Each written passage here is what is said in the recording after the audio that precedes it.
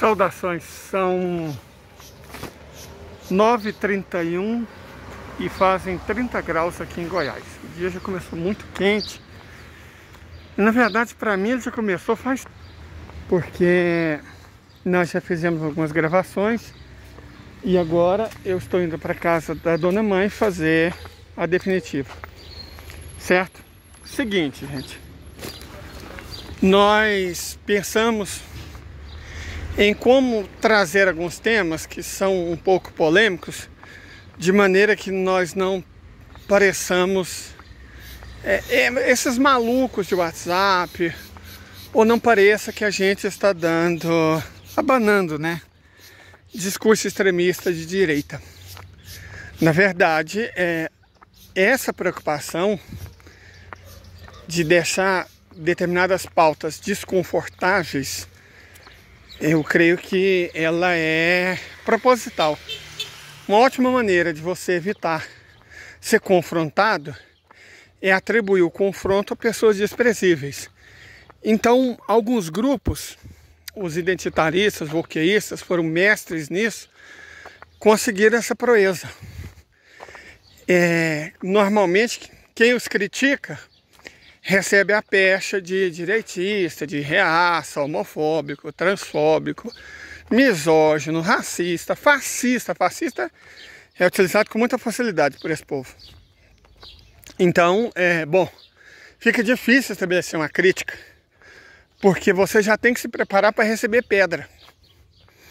Mas eu refleti bastante e creio que cheguei no entendimento de como isso seria possível. A primeira coisa que eu vou fazer é mostrar para vocês a discussão que vem sendo feita na China popular, longe dos holofotes da grande imprensa, das redes sociais e de governos de países ocidentais. Ato contínuo, nós vamos iniciar uma discussão muito importante sobre as supostas revoltas, né, que acabou dando origem e poder a esse grupo. Os wokeístas foram a criação dos Estados Unidos dos anos 80, mas eles chegaram a posições de poder no Brasil por conta das jornadas de junho. Então, a gente tem que defender aqui a seguinte tese: não é que aproveitou-se o discurso desses idiotas para fazer uma virada conservadora. Não, o projeto desde o início era usar o discurso dos idiotas para promover uma virada conservadora, certo? A direita tem muita dificuldade de defender os temas sendo honesta, sendo sincera. Queremos acabar com o direito dos trabalhadores, arrebentar o direito dos pequenos comerciantes, queremos destruir a pequena agricultura, queremos acabar com os pequenos negócios. Nós também não estamos minimamente interessados em preto, não estamos interessados em mulher, não estamos interessados em gay. A gente quer que todo mundo se ferre e que todo mundo trabalhe como um cão, sem se reproduzir, para transferir as riquezas para nós, a classe burguesa. Não dá para fazer esse discurso, entendeu? Não dá. Esse discurso não pode ser feito politicamente, ele seria desastroso. Então o que eles descobriram? Lá nos idos dos 60, mais de 50 anos atrás. Ora, não dá para fazer esse discurso, mas a gente pode fazer duas coisas. Primeiro, fazer eles parecerem pessoas ruins. Aí teve aquele discurso anticomunista, né? O discurso anticomunista pegou bem nos anos 50 e voltou agora porque o povo, essa velharada, tiozão, Karen, era jovem naquela época e existia o comunismo. E a gente tende a ser saudoso da juventude. Ninguém fala, nos anos 80 era muito melhor. Os anos 80 era uma merda, cara, era uma bosta. Eu era uma desgraça de uma criança pobre. Era uma merda, era uma merda. Era bom, que bom, caralho. É porque a gente era jovem. E aí as pessoas confundem as coisas, certo?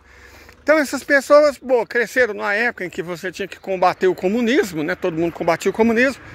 E aí, saudosista de uma juventude que não volta mais, eles acham que podem ser jovens combatendo o comunismo. Então a estratégia anticomunista funciona muito bem.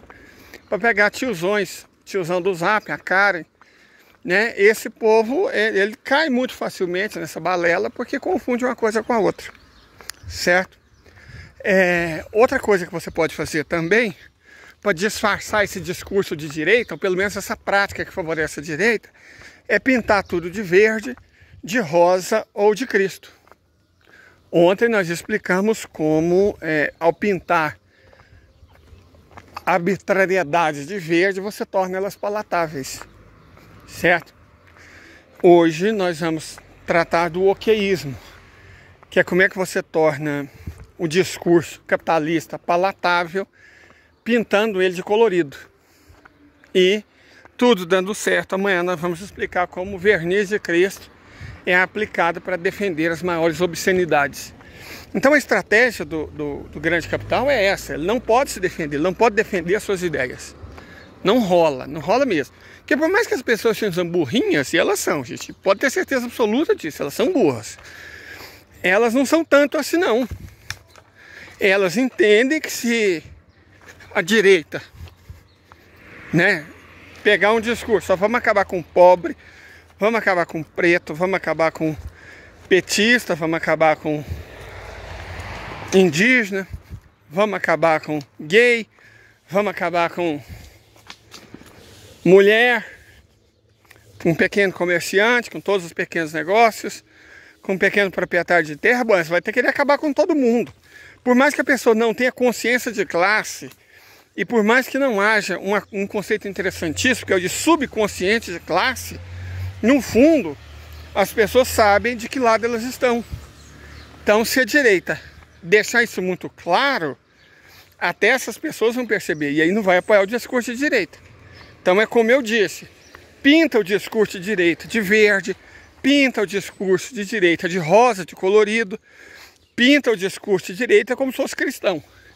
E aí você consegue fazer com que uma multidão de pessoas compre esse discurso, certo?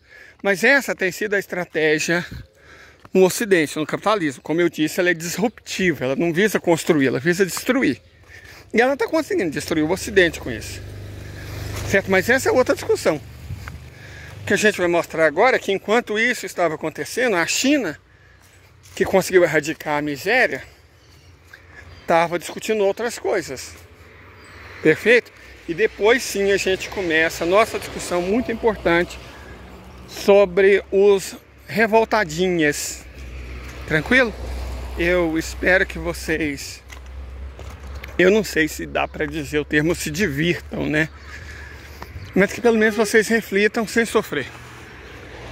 Saudações! Hoje nós pretendemos falar de um termo um tanto quanto espinhoso, que é a questão do movimento identitarista, que ele é desagregador e ele é inimigo da luta de classes. Mas antes de falar disso, eu acredito ser importante dizer que existem opções. Então nós vamos ler aqui o texto Uma Comunidade Global de Futuro Compartilhado, Propostas e Ações da China, que foi publicado na Xinhua, perfeito? Em 26 de setembro. Vamos lá. No universo existe apenas uma Terra, o lar compartilhado da humanidade. Infelizmente, esse planeta do qual dependemos para nossa subsistência enfrenta crises imensas e sem precedentes, conhecidas e desconhecidas, previsíveis e imprevisíveis. Se a civilização humana conseguirá sobreviver a estes desafios, tornou-se uma questão existencial que deve ser encarada de frente. Cada vez mais pessoas chegaram à conclusão de que, em vez de acumular riqueza material, a tarefa mais urgente é encontrar um farol orientador para o desenvolvimento sustentável da civilização humana, porque todos nos preocupamos com o nosso futuro. Há 10 anos, o presidente Xi Jinping propôs a ideia de construir uma comunidade global de futuro compartilhado, respondendo a uma questão levantada pelo mundo, pela história e pelos tempos. Para onde vai a humanidade? A sua proposta ilumina o caminho a seguir enquanto o mundo procura soluções e representa a contribuição da China para os esforços globais para proteger a nossa casa compartilhada e criar um futuro melhor de prosperidade para todos. Para construir uma comunidade global de futuro compartilhado, todos os povos, todos os países e todos os indivíduos, estando os nossos destinos interligados, devem permanecer juntos na adversidade e nos bons e maus momentos, navegando em direção a uma maior harmonia nesse planeta que chamamos de lar. Devemos esforçar-nos por construir um mundo aberto, inclusivo, limpo e bonito, que goze de paz duradoura, segurança universal e prosperidade comum, transformando em realidade o anseio das pessoas por uma vida melhor. A visão de uma comunidade global de futuro compartilhado tem em mente o bem-estar de toda a humanidade, baseia-se na observação do presente e no planejamento visionário para o futuro. Estabelece meta, traça o caminho e oferece plano de ação para alcançá-las. Diz respeito ao futuro da humanidade e ao destino de cada ser humano. O presidente Xi Jinping levantou pela primeira vez a visão de uma comunidade global de futuro compartilhado quando se dirigiu ao Instituto Estatal de Relações Internacionais de Moscou no ano de 2013.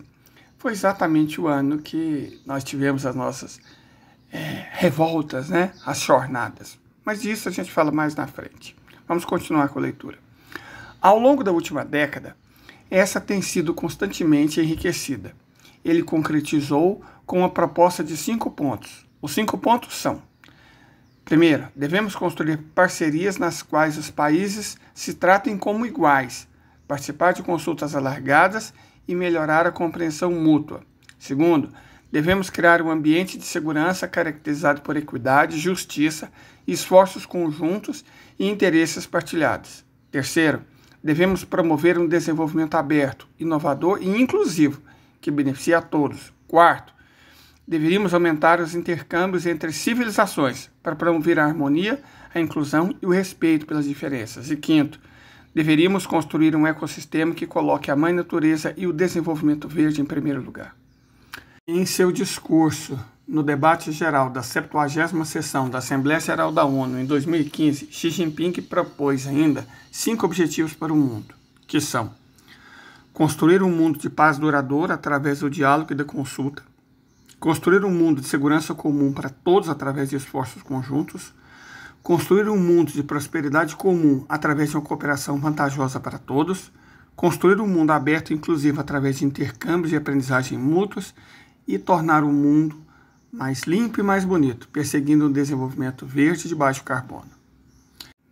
A última década assistiu a um progresso constante na implementação dessa visão, da dimensão bilateral à multilateral e da dimensão regional à global. Foram alcançados resultados inovadores em todas as frentes.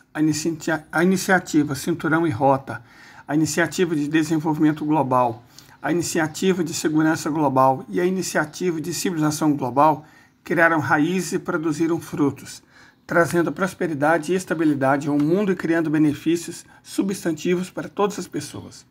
Ao longo da última década, a visão de uma comunidade global de futuro partilhado ganhou um apoio mais amplo. Mais países e pessoas chegaram à compreensão de que essa visão serve aos interesses comuns de toda a humanidade, representa apelos populares à paz, à justiça e ao progresso, e pode criar a maior sinergia entre todas as nações para a construção de um mundo melhor.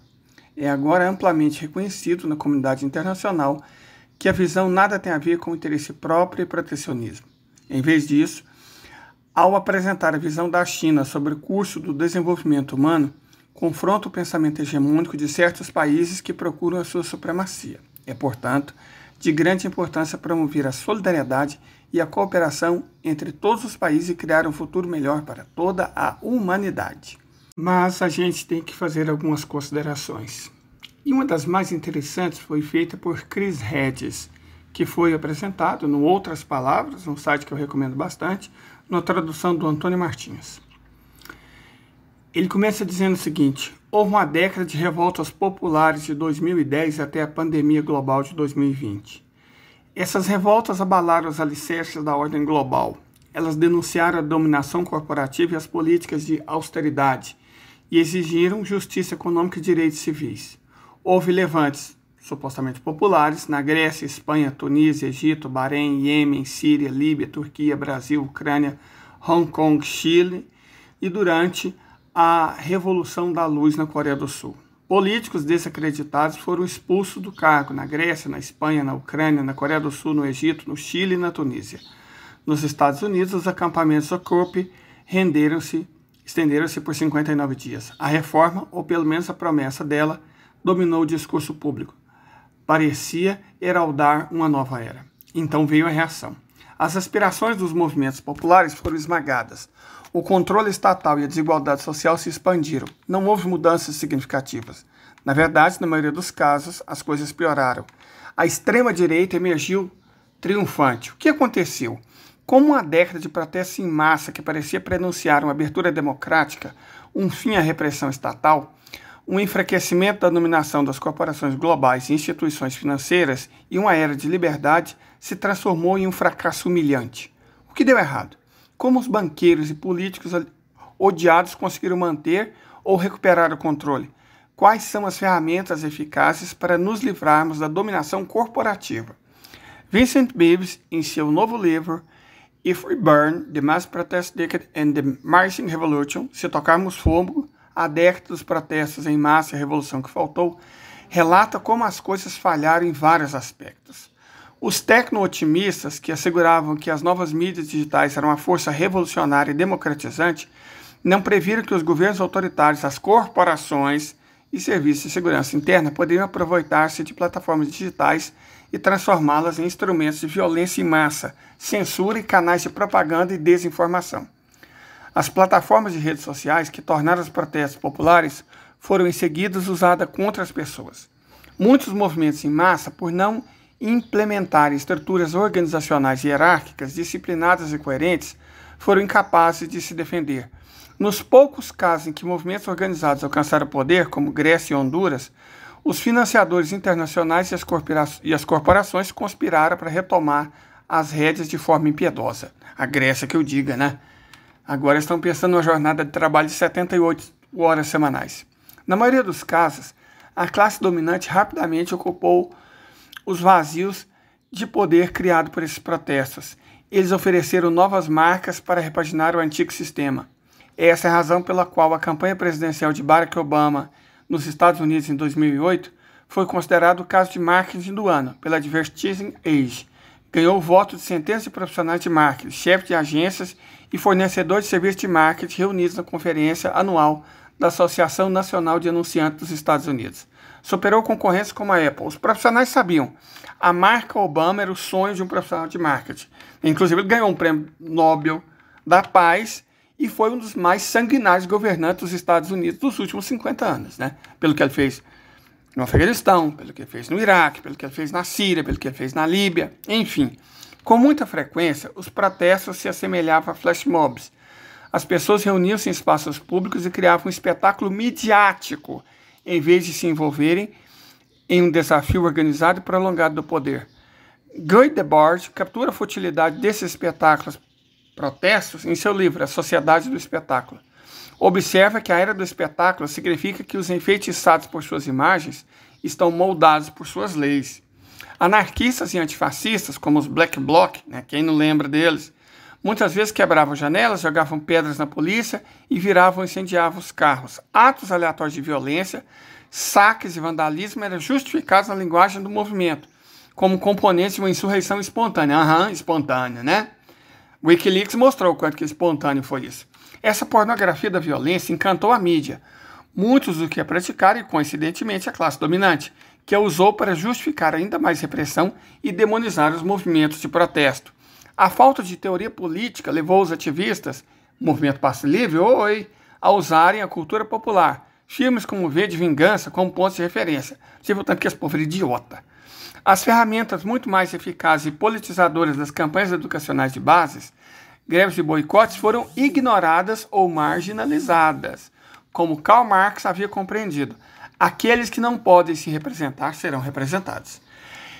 If We Burn é uma análise brilhante e magistralmente escrita do surgimento de movimentos populares globais, nos tiros dos pés que dispararam movimento Passe Livre, das estratégias empregadas pelas elites corporativas e governamentais para manter o poder e sufocar as aspirações de uma população frustrada.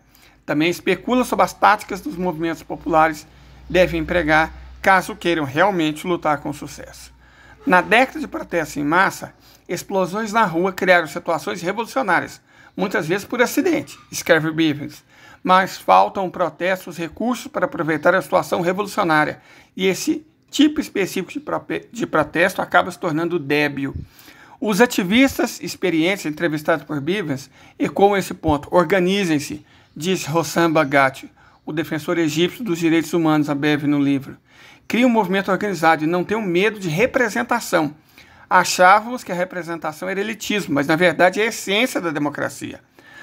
O esquerdista ucraniano Artem Tidva concorda. Eu costumava ser mais anarquista, diz Tidva no livro. Naquela época todos queriam fazer uma assembleia. Sempre que havia um protesto, havia uma assembleia. Mas acho que qualquer revolução sem um partido organizado dará mais poder às elites econômicas que já estão muito bem articuladas. Jura, Bidô? O historiador Crane Brenton, em seu livro A Anatomia da Revolução, escreve que as revoluções têm precondições reconhecíveis. Cita a difusão do descontentamento, que passa a afetar quase todas as classes sociais. Os sentimentos generalizados de aprisionamento e desespero, as expectativas não cumpridas, a solidariedade unida, em oposição a uma pequena elite no poder, a recusa da elite intelectual a continuar defendendo as ações da classe dominante, uma incapacidade do Estado em atender às necessidades básicas dos cidadãos, perda constante de ânimo entre a própria elite no poder, deserções no círculo interno, isolamento paralisante que deixa os poderosos sem aliados ou apoio externo. Finalmente, crise financeira.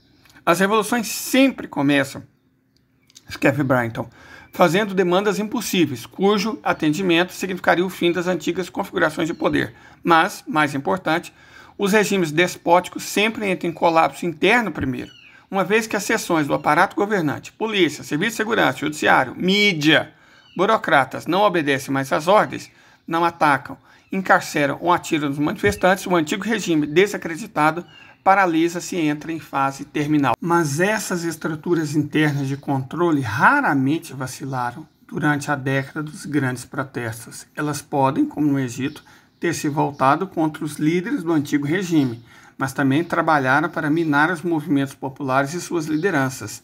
Elas sabotaram os esforços para retirar do poder das corporações globais e dos oligarcas. Elas preveniram a chegada de líderes populares ao governo ou os removeram do posto.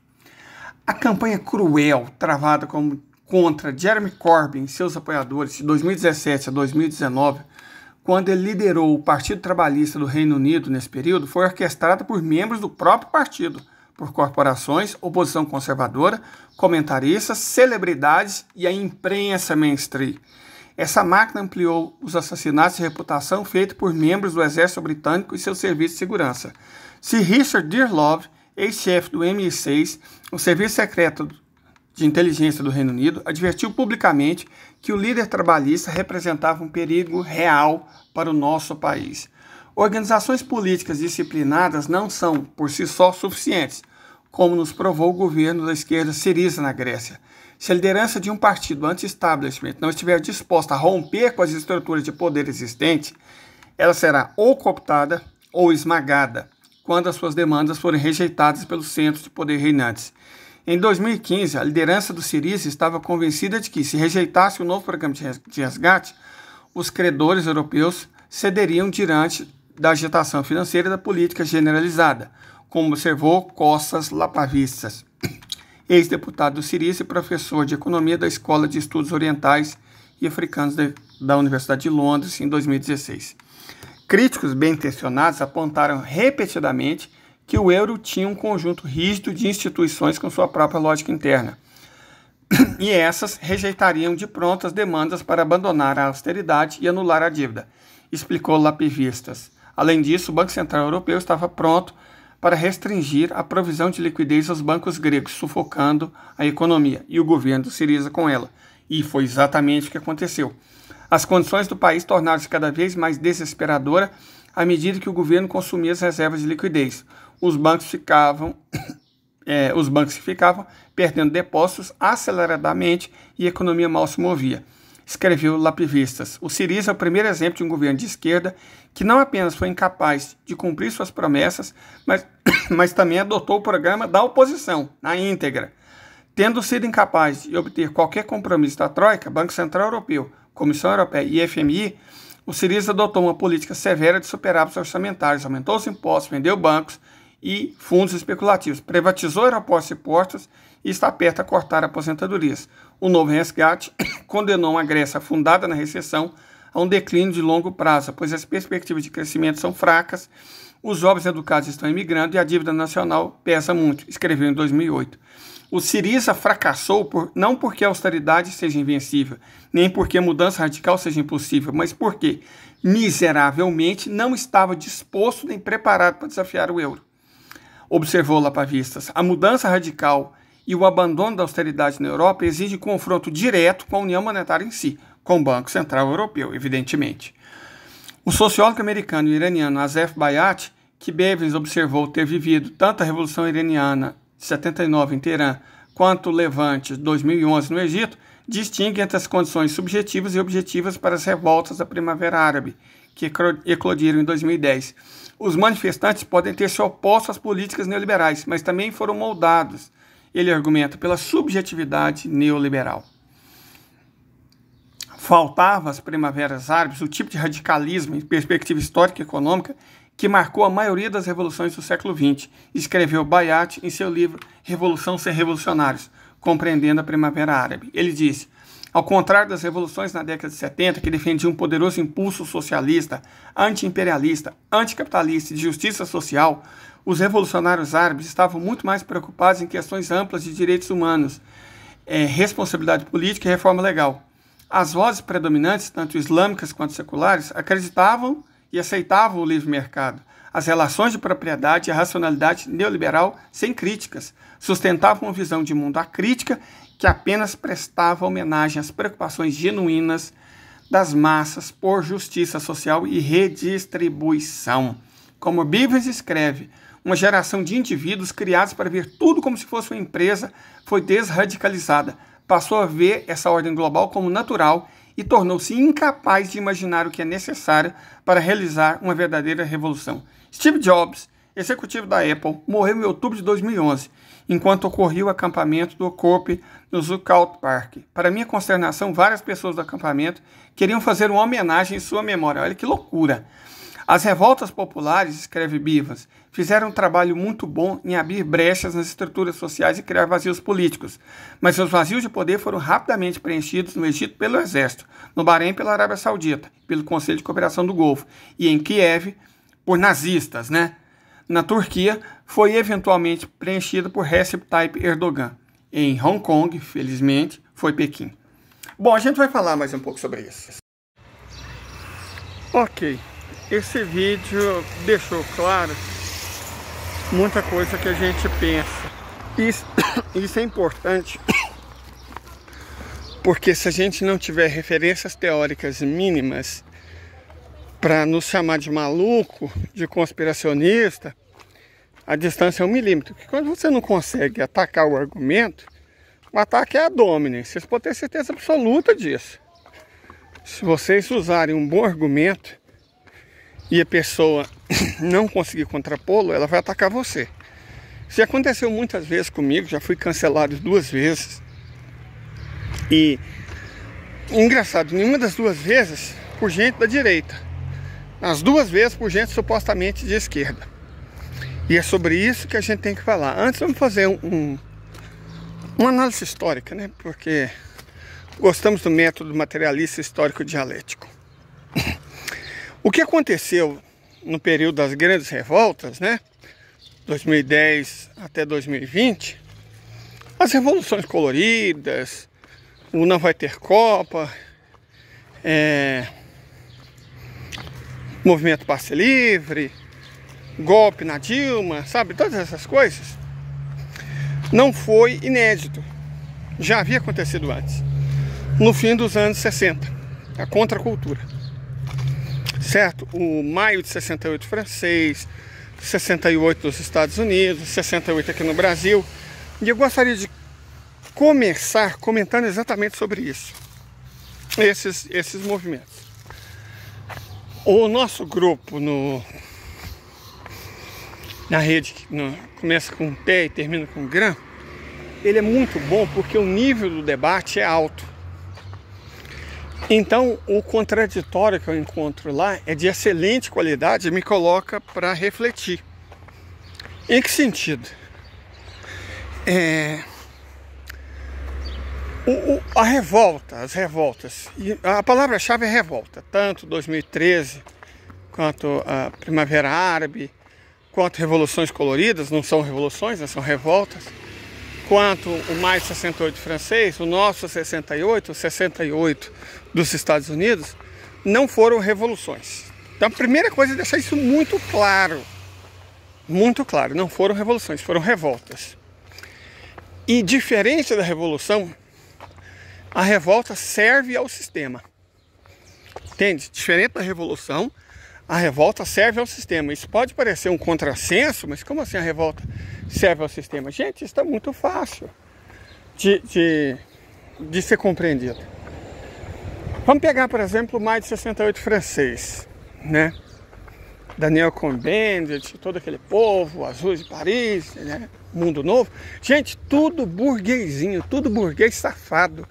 Todos eles, classe média alta, porque era o tipo de pessoa que conseguia estudar nas grandes universidades francesas de Paris daquela época. Foi um movimento de revoltadinho que tinha tudo. É a revolta do leite pera, a revolta do todinho, certo? Porque aquelas pessoas tinham tudo, cara. Eles estavam revoltados com o quê? De verdade, eles estavam revoltados com o quê? Com o que eles estavam revoltados? Falta de perspectivas, era da burguesia. Eles detinham os meios de produção. Estavam relacionados, eles vinham de famílias famosas. Com o que eles estavam revoltados? Vamos falar da revolta deles. A revolta deles é contra o quê? Eles não tinham o que comer? Eles não tinham com o que se vestir? Eles não tinham perspectiva de futuro? Não. Sabe, é rebelde sem causa. Rebelde sem causa. Eles eram todos rebeldes sem causa. Burguesinho revoltado, só isso, burguesinho revoltado. Aí você pode fazer, a França fez muito isso, vários intelectuais franceses, né? Coincidentemente da pós-modernidade. O que é ser pós-moderno? É negar a guerra a luta de classes. Isso é ser pós-moderno, negar a luta de classes. Não, gente, não é nem direita nem esquerda. Gente, todo mundo que fala não é nem direita nem esquerda é de direita. É óbvio. Então surgem os pós-modernismos, né? Não é nem direita nem esquerda, somos contra o autoritarismo da esquerda.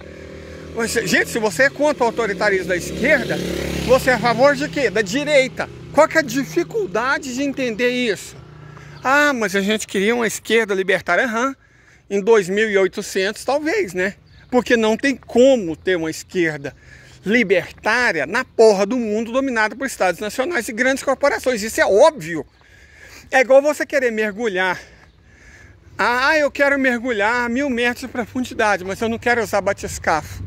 Não quero usar submarino. É isso que eu quero. Então, seu filho de uma... Você não vai, imbecil. Porque nós não conseguimos respirar e não suportamos a pressão. Será que é tão difícil entender essa infantilidade, esse discurso de moleque, de gente burra? Não, nós queremos a esquerda totalmente livre. Claro que vocês querem, é óbvio que eu quero. Só que eu sei que não vai acontecer. Por que não vai acontecer? Porque a porra do mundo está dominada por estados nacionais e corporações. Então é a mesma coisa de eu querer mergulhar 1000 metros de profundidade usando só o pulmão. Eu posso querer até o inferno congelar, nunca vai acontecer.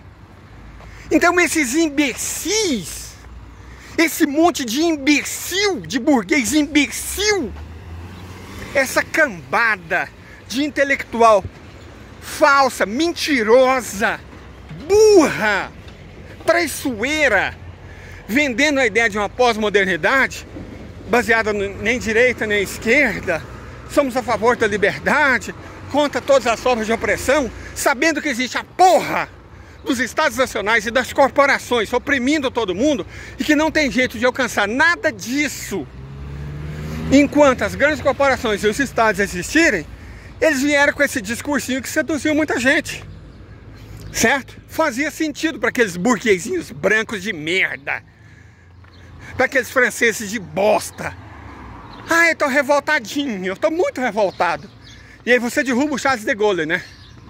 Claro, Charles de Gaulle foi derrubado do processo. O que foi muito conveniente para os Estados Unidos, o que foi muito conveniente para a expansão do mercado comum europeu, né?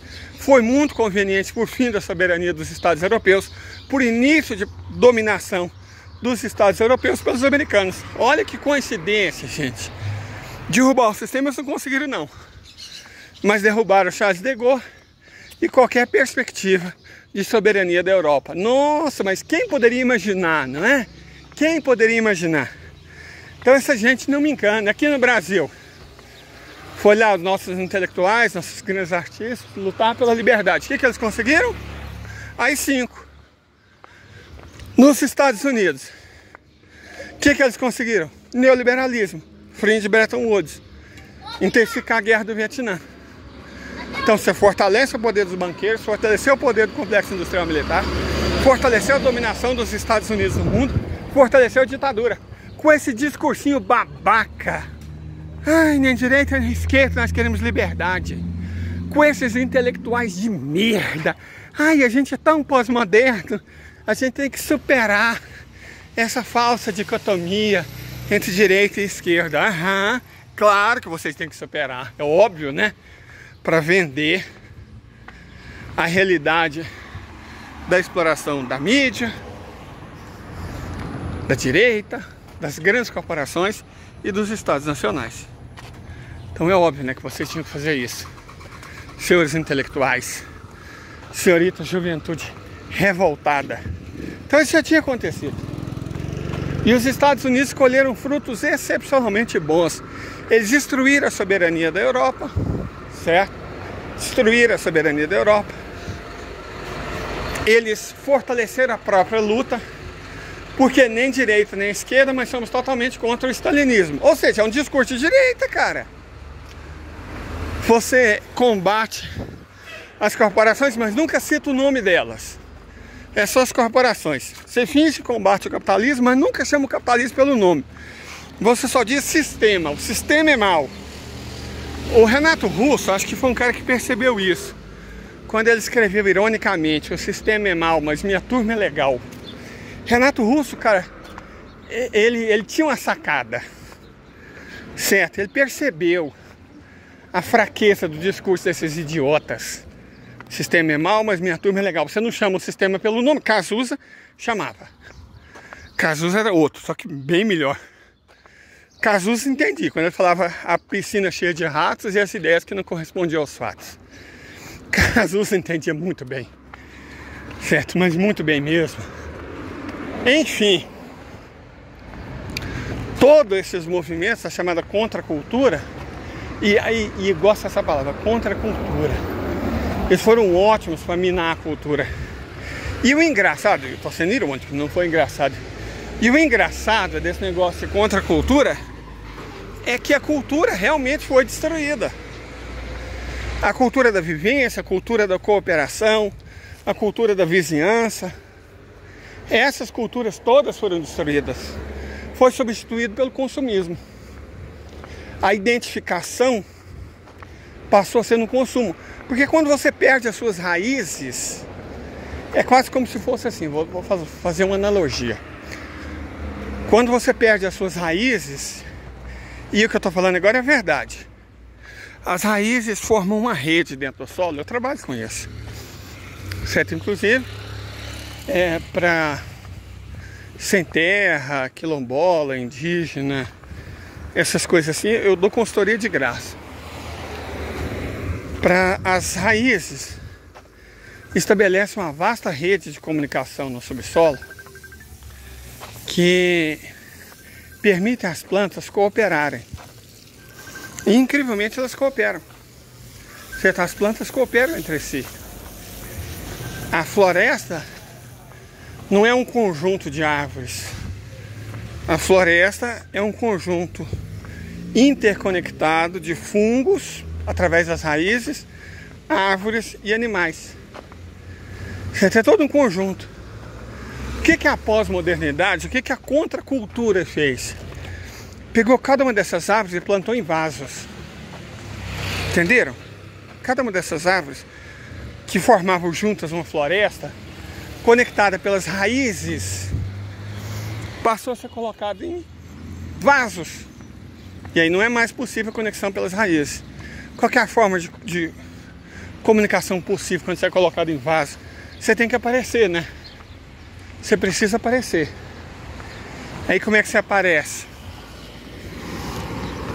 Flores. Flores bonitas. Imagina uma situação que as flores pudessem ser compradas, caso você tivesse dinheiro.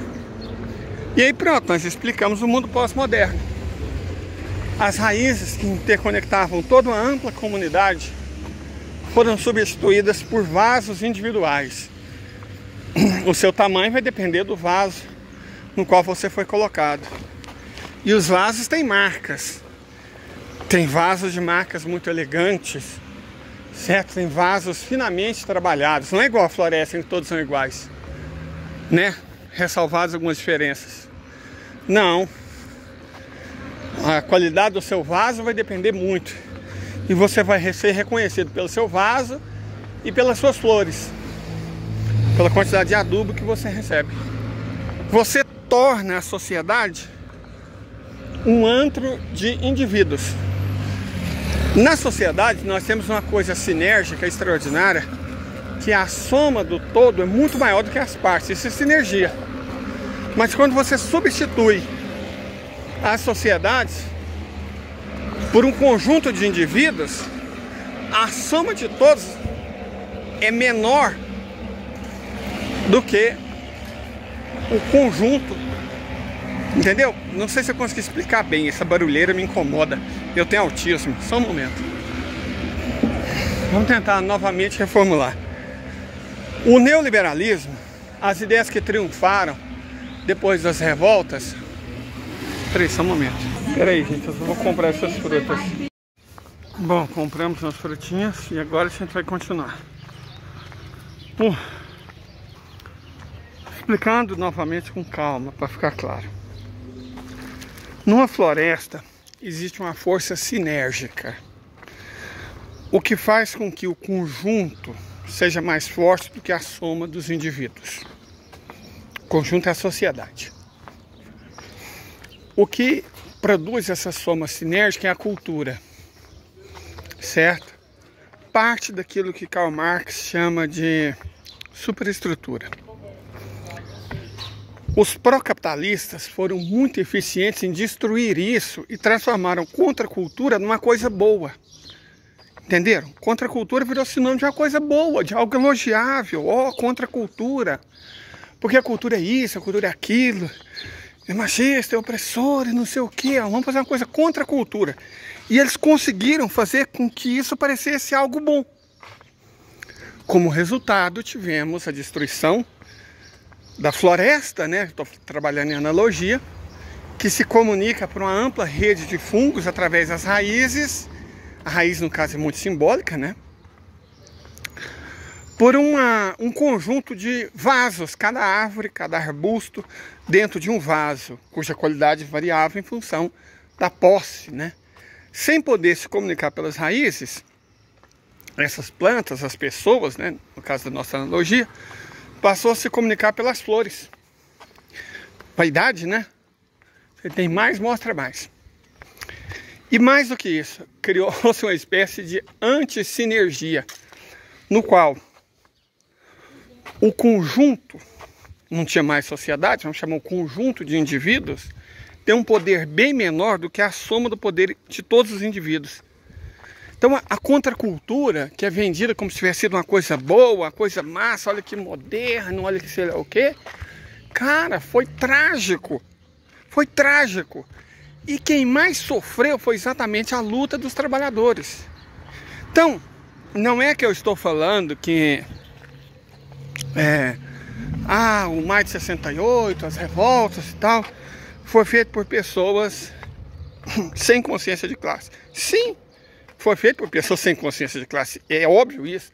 Tanto que a luta deles era oca, era vazia de qualquer conteúdo, a luta oca, de rebeldezinho sem sem causa, de filhinho de playboy, filhinho de papai, filhinho de mamãe, de Patrícias e Maurícios, certo? De pessoas que bebiam leite pera. Então não tem vínculo nenhum com a luta de classes, nenhum vínculo com a luta de classes. E mais do que isso, porque é um direito das pessoas, principalmente a direita, não ter um viés baseado na luta de classes. Mas foi muito mais do que isso. Não foi só uma questão de não ter um viés dentro da luta de classes, foi uma questão de prejudicar a luta de classes, foi uma questão de prejudicar a classe trabalhadora. Entendeu? Meu grilo é isso, eles prejudicaram a classe trabalhadora. Qual foram as consequências do 68 francês, do nosso 68, do 68 americano? Destruir a classe trabalhadora, arrasar com a classe trabalhadora. Depois da contracultura, depois desses revoltadinhos, dali para frente foi só para trás, certo? Ao longo das décadas seguintes, 70, 80, 90, 2000, a classe trabalhadora só tomou na tarraqueta, só perdeu. Houve perdas em todos os setores, em todos os lugares do mundo. O número de bilionários, nós já mostramos isso aqui num vídeo que nós fizemos. Sabe quantos bilionários o mundo tinha? Sabe quantos bilionários o mundo tinha a primeira vez que a revista Forbes soltou sua lista? Em 1987. 1987, a revista Forbes solta a primeira lista de bilionários do mundo. Sabe quantas pessoas tinham nessa lista? 91. Sabe quantas pessoas bilionárias tem no mundo hoje? 2.500. 2.500 pessoas desse planeta são bilionárias. Então quem ganhou com a contracultura? Com esses revoltadinhos burgueses imbecis? Evidentemente, a grande burguesia, o capitalismo, a direita. E aí, quando as coisas começaram a ficar muito ruins, o que eles fizeram? Uma nova onda de revoltadinhas. Só que eles foram um pouquinho mais espertos. Não é que em verdade eles foram mais espertos, né?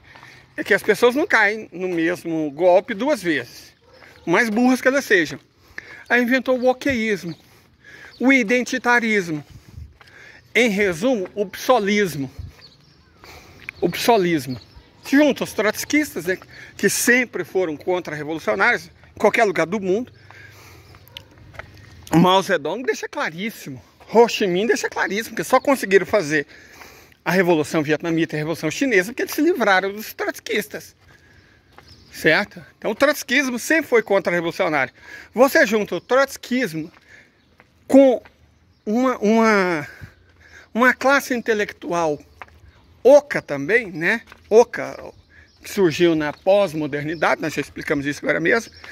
E jovenzinhos revoltados burros, que não tem consciência de classe, que está revoltado, mas não quer atingir a raiz do sistema, que pensa como se fizesse parte do sistema. Ele quer continuar fazendo parte do sistema. Ele quer que a ideologia neoliberal continue valendo. Ele quer meritocracia. Certo? Ele quer privilégio. É isso que ele quer. E é nesse sentido que eu falo que os identitários wokeístas são, no melhor dos casos, no caso mais otimista, concorrentes da classe trabalhadora. No mais dos casos, adversários da classe trabalhadora. E em muitos casos, eles são inimigos da classe trabalhadora. Entendeu? O que são os wokeístas identitaristas? Inimigos da classe trabalhadora. Inimigos da classe trabalhadora. A luta wokeísta identitarista é inimiga da luta dos trabalhadores. Perfeito? Essa que é a questão. Nós já falamos um pouco sobre isso e vamos começar a falar cada vez mais até que, até que alguém nos ouça, né? Até que alguém nos ouça. Pelo menos para deixar de ser enganado. Porque, e o pior de tudo é que a classe média acaba se identificando com essas pautas. E a classe média está na berlinda também. Certo? Se ela não pisa nessas pautas aí, para essas pessoas ela se torna direitista do mal. E se ela compra essas pautas, ela está trabalhando contra ela mesma. De toda forma, nossos vídeos às vezes são meio aleatórios e a nossa estética é meio estranha, mas eu espero que a nossa mensagem tenha sido compreendida. Nós vamos desenvolvê-la ao longo dos próximos vídeos para ver se no domingo quando a gente fizer uma live, a gente consiga fazer também uma boa discussão. Muito obrigado e até a próxima.